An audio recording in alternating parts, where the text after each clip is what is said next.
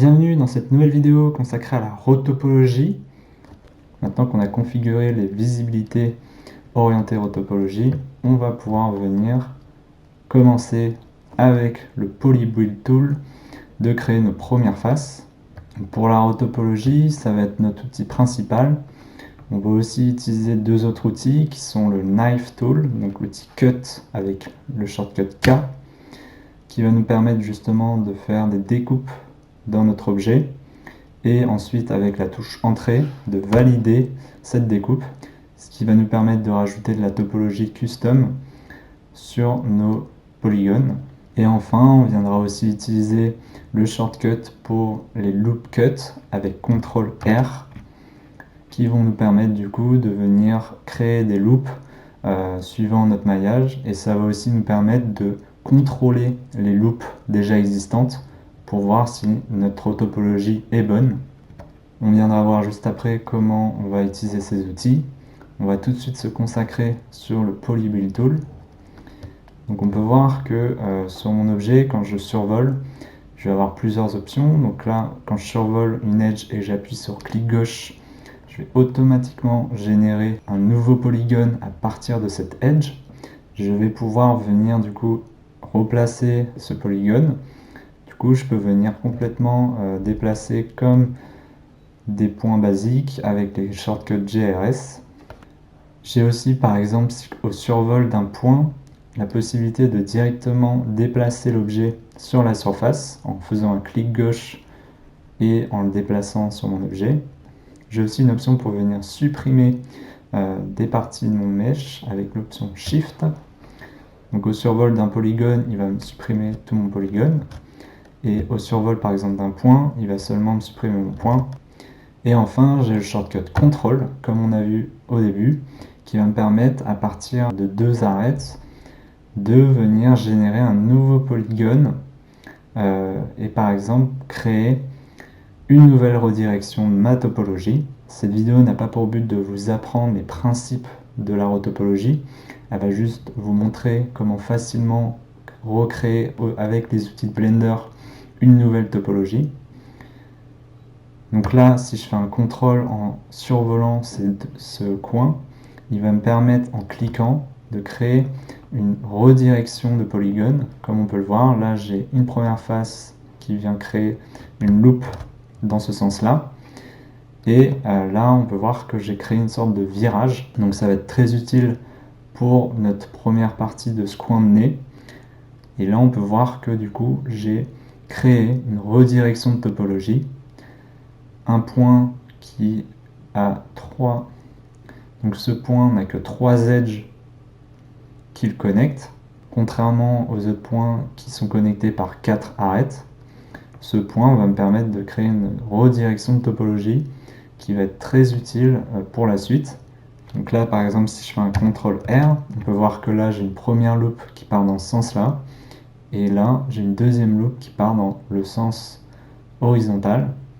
Et à partir de là, on va tout de suite pouvoir commencer à mettre un système de symétrie. Donc cette option ne marche que pour les mèches qui sont symétriques. Je vais venir dans l'onglet Modifier de mon objet rotopologie et venir choisir dans l'onglet Modifier le modifier Mirror. Donc on peut voir qu'il m'a tout de suite généré la deuxième partie de mon mesh de l'autre côté. C'est en fonction de base du point de pivot de mon objet.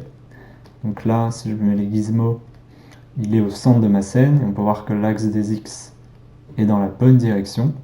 Toujours reset le point de pivot de l'objet, sinon il va faire l'opération de mirror en décalage ou pas du tout bien orienté. Vous avez une autre option de Mirror Object qui va permettre d'être contrôlé par exemple un nul qui sera au milieu de votre scène. Donc c'est à vous de voir comment vous voulez procéder. Je vais rester au plus simple avec mon objet dont le point de pivot est au centre de ma scène. On a des options très utiles sur ce modifier de Mirror. Donc de base c'est sur l'axe des X. À vous de choisir le bon axe pour que ça soit symétrique. Et là ici on a des options, donc on va tout de suite venir cocher le merge qui va venir faire un merge en fonction d'une distance qui va prendre en compte au milieu de l'axe symétrique. Donc si mon point ici, donc en appuyant sur N, je le mets à une distance qui est inférieure au merge limit, donc 0,1 cm, il va venir connecter les deux points de cette partie de mon maillage et de l'autre.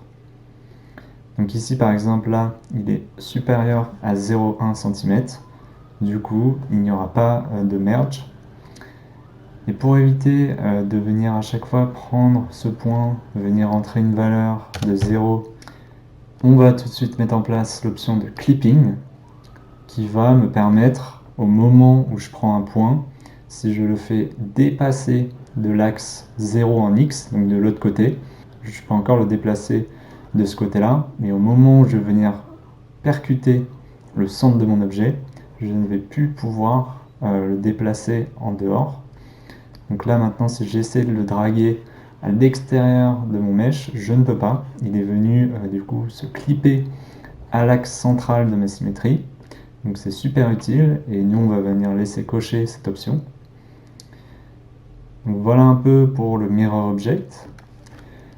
À partir de là, on va pouvoir commencer un peu à recréer notre topologie.